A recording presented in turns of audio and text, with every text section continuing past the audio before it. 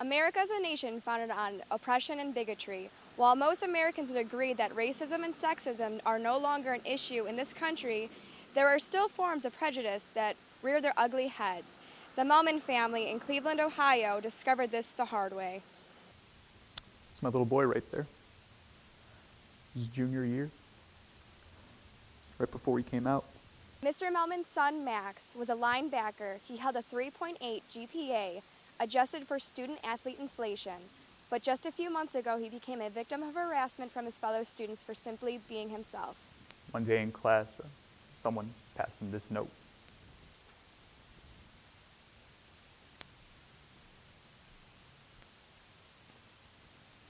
Oh, there's one more flat. They call it Homophobophobia, and the Melman family has been on the receiving end of this form of bigotry for months now. He was just stating his beliefs, you know? He called the male cheerleader at the school a sucking It used to be you'd say something like that, and your buddies would high-five you, and everyone would laugh at the fruity little flamer. But not these days. Now my poor boy's being persecuted. Why do you think our society has developed an intolerance for intolerance, this bigotry towards bigotry? It's the liberal media. You got artists like Katy Perry and Macklemore singing about how great the gays are, making my poor boy feel ashamed of himself. I mean, whatever happened to good, wholesome artists like Elton John or Queen? Max received support from his family and from many in his community, but after weeks of harassment, Max couldn't take it any longer. His story took a tragic turn, one far too common for kids like Max. One day my son's up in his room, locks the door, shot himself. A YouTube video. He shot himself a YouTube video talking about how much he hates the gays. And 2 days later, it was flagged and taken down from YouTube. They called it hate speech. Don't they know that calling my son's hate speech is hate speech? The Melman's oppression doesn't stop with Max. Mr. Melman himself has been dealing with homophobophobia at his family-owned store. It's a third-generation store, Melman's Adult Merchandise. We have all sort of assorted items to liven up your traditional marriage. One day, a guy comes in to buy some butt plugs, and I told him, your wife's sure gonna love those. But then he said they weren't for his wife. He said they were for his boyfriend. And I said, sir, in good consciousness, I can't sell you those. Those are for traditional heterosexual anal play between a man and a woman. So he left the store, and then 1 month later, I'm slapped with a lawsuit.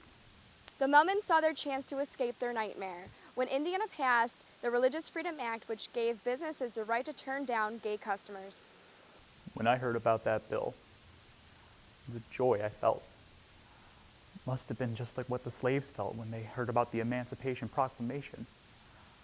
I was all ready to move our whole family to Indiana, start anew. Then those hateful anti-hate groups started calling the bill regressive and Jim Crow-esque. Then the governor backed down. When that bill died, my hope died with it. And it even got worse when same-sex marriage was legalized across the nation. Marriage used to be a privilege.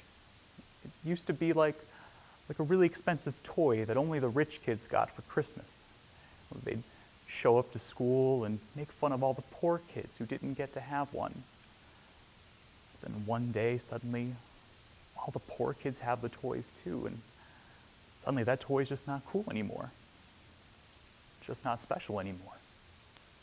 All Mr. Melman can do is spread his family's story in hopes that it inspires others to accept those who don't accept others. The oppression that we're facing now is as bad, if not worse, than what the gays went through. So homophobes are being brutally assaulted, murdered, and castrated? Metaphorically, yes. My son was assaulted when his anti-gay YouTube post was flooded with negative comments and then taken down. My store was murdered when I was forced to cater to sodomites. And the dad from Duck Dynasty was castrated by the media when they called him an intolerant old man and took away his show for 2 days. And in the end, I believe metaphors are more powerful and painful than the real thing. Please like, comment, and subscribe below. I really need the money, guys. They took my house and my business because I wouldn't serve the gays. My Kickstarter and crowdfund will be starting soon. Thank you.